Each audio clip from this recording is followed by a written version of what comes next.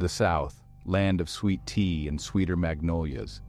But beneath the charm, a darkness festers, a history soaked in blood and secrets whispered by the wind through the pines. This ain't no ordinary ghost story, folks. We're talking about the back roads of Mississippi, where the kudzu vines twist like gnarled fingers and the cicadas hum a symphony of unease, a place where the past ain't dead and buried, but alive and breathing down your neck. They say every town's got its secrets, but down here, the secrets whisper back. And in this forgotten corner of the world, those whispers tell of a killer, a monster who walked among them, hiding in plain sight. And now, it's back to claim new victims.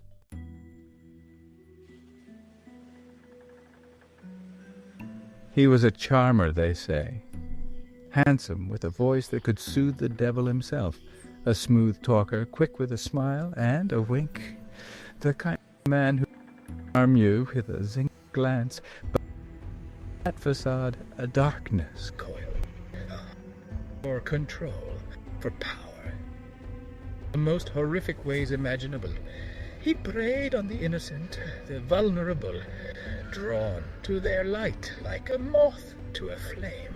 50 souls, they say, 50 lives, snuffed out before their time. Each one a tragedy, a family shattered, a community left reeling in shock and grief. The scars he left, seen and unseen, those he healed.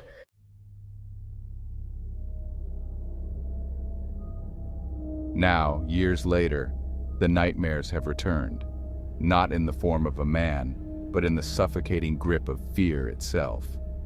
Women all across the county plagued by the same terrifying dreams. They wake up gasping for air, their hearts pounding like war drums in their chests. The feeling of unseen hands around their throats, the pressure building, the suffocating darkness closing in. These ain't just bad dreams. They're echoes of the past, the killer's legacy clawing its way back from the grave. The question ain't if he'll strike again.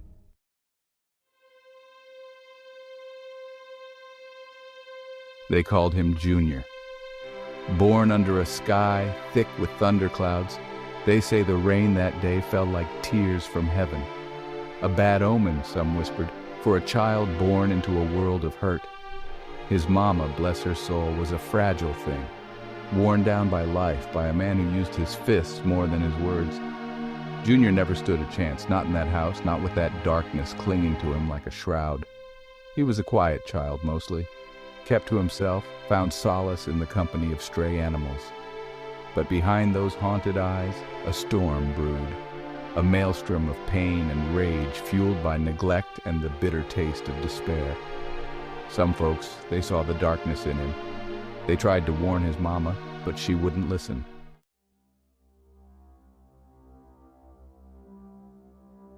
Years passed. Junior grew into his lanky frame, his voice deepening to a low drawl. He learned to hide the darkness, to mask it with a disarming smile and a way of talking that could charm the birds right out of the trees. The girls, they flocked to him, drawn to his quiet intensity, his air of mystery. He knew how to make them feel special, seen, like they were the only thing that mattered in that moment. But it was all a facade, a carefully constructed lie. He craved control, you see, the power that came from having someone at his mercy, their heart beaten in time with his own twisted desires. The hunger inside him, it only grew stronger.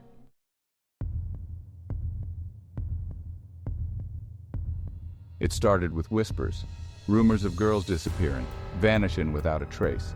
Their families, heartbroken, pleaded for their safe return, but their cries fell on deaf ears. The sheriff, a tired man with weary eyes, did what he could. But this was a different breed of evil, one that moved like a phantom, leaving no trace, no witness to its wickedness. The fear, it spread like wildfire through the community. Parents kept their daughters close, warned them about talking to strangers, about walking alone at night. Junior watched, a predator stalking his prey.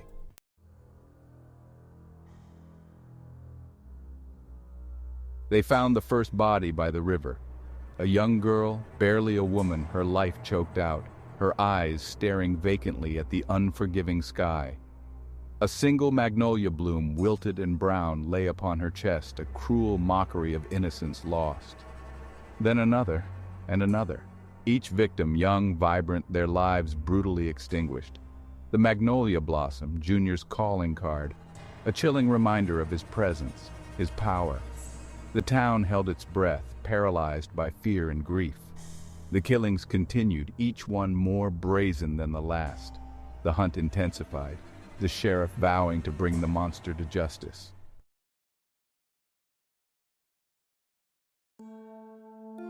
They finally caught him, the law catching up with the devil himself. The trial was swift, the evidence stacked high as a Mississippi levee. 50 counts of murder, a lifetime of evil condensed into a single chilling verdict: guilty. They put him down in Parchman Penitentiary, Mississippi's most notorious prison. Said he died in his sleep. His heart gave out like it couldn't carry the weight of his sins no more. Folks breathed a sigh of relief, some even celebrating in the streets. They figured the nightmare was finally over, that the South could heal from the wounds he'd carved into its soul. But something wicked, once rooted, ain't so easily forgotten.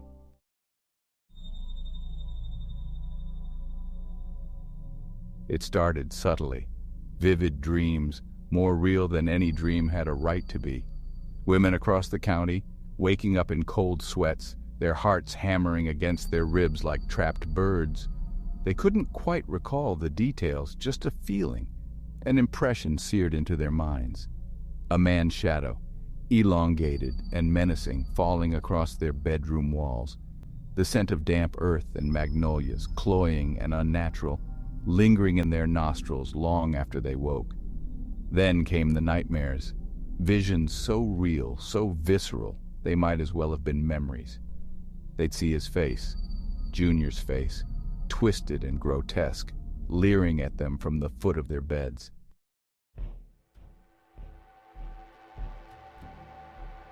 Word spread through the community like a virus, a contagion of fear. Women, united by their shared terror, gathered in hushed circles, their voices trembling as they recounted their experiences. They sought help, of course. Doctors, therapists, even preachers offering up prayers and platitudes. But nobody believed them. They were dismissed, told it was just stress, anxiety, the lingering trauma of the past rearing its ugly head. But deep down they knew the truth. Junior's evil, it hadn't died with him in that prison cell.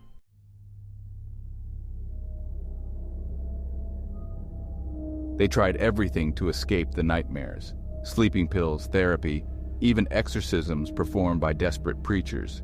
But, nothing worked. The terror, it was always there, lurking beneath the surface, waiting for the moment their guard was down. Some moved away, desperate to outrun the memories, the fear that clung to them like a second skin. But it followed them, they said. The nightmares, the feeling of being watched, of never being truly alone. They became prisoners in their own homes, afraid to sleep, afraid to be alone with their thoughts. Their lives, once filled with promise and hope, had become a waking nightmare.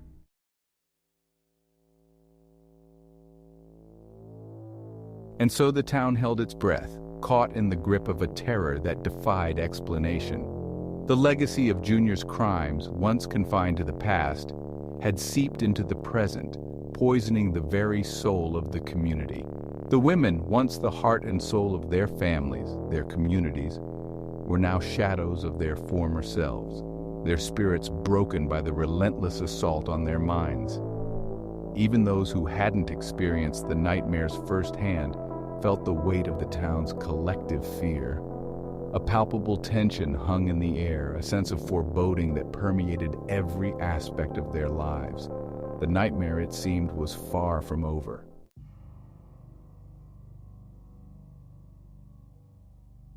Stories like shadows have a way of stretching and twisting in the telling.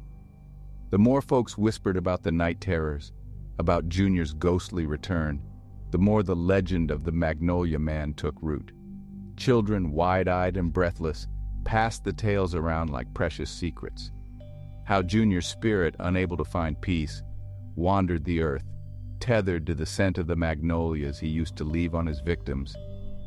Campfire stories, once filled with mischievous haints and playful spirits, took on a darker tone.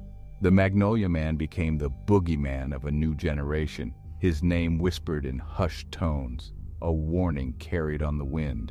The legend of the Magnolia Man, born from tragedy and fear, had woven itself into the fabric of their lives.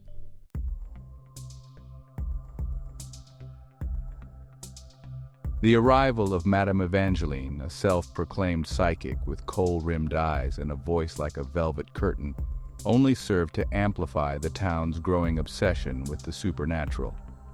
She set up shop in an abandoned storefront on Main Street, her windows draped in dark velvet, promising solace and understanding to those tormented by the unseen world. Women, desperate for answers, for relief from their night terrors, flocked to her door. They poured their hearts out to her, recounting their dreams, their fears, their growing belief that Junior's spirit walked among them. Her words, whether genuine or simply a shrewd manipulation of their fears, spread like wildfire.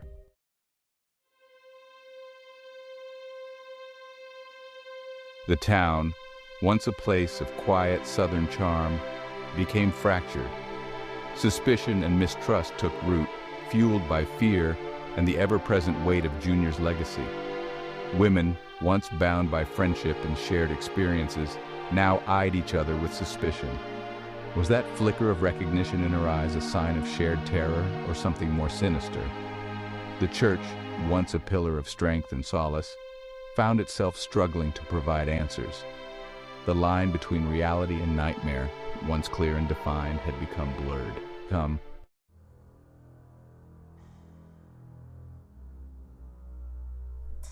Years have passed, seasons changing, the relentless march of time continuing its steady rhythm. But the legacy of Junior, the terror he inflicted both in life and in death, continues to haunt the town. The night terrors persist, though less frequent now, like echoes fading with time, but no less chilling. The women, forever marked by their experiences, carry the weight of those memories, the scars etched deep within their souls. The haunting endures, a chilling testament to the enduring power of fear and the enduring legacy of a nightmare.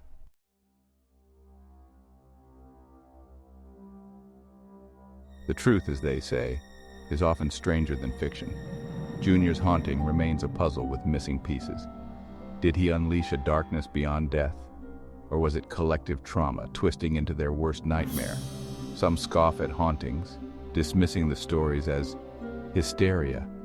But how do you explain the shared details, the chilling consistency of nightmares among women who never met? They whisper of ancient curses, a darkness that found a willing vessel in Junior. Whether supernatural or psychological, the questions linger, echoing in the silence.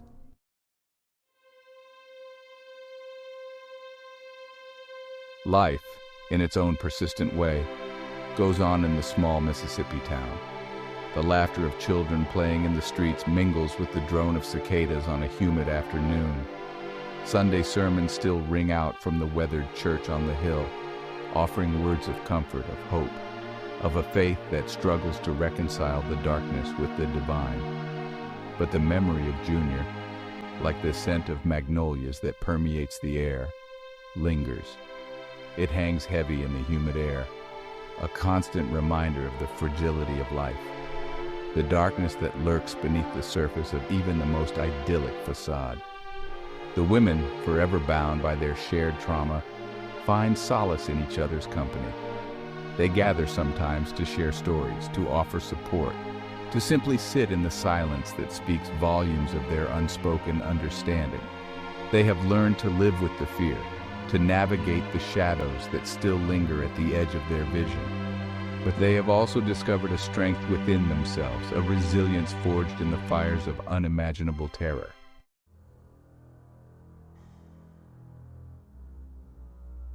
The story of Junior, the Southern Strangler, serves as a chilling reminder that evil can wear many faces, even in a community that prides itself on its hospitality. It speaks to the darkness within the human heart, the potential for violence and depravity. But it is also about the enduring power of fear, taking root in trauma and uncertainty. Junior's legacy is one of pain and loss, but also resilience and unbreakable bonds. It is a testament to the strength of the human spirit and the enduring power of hope. Even in the face of unimaginable evil, light will always find a way to break through.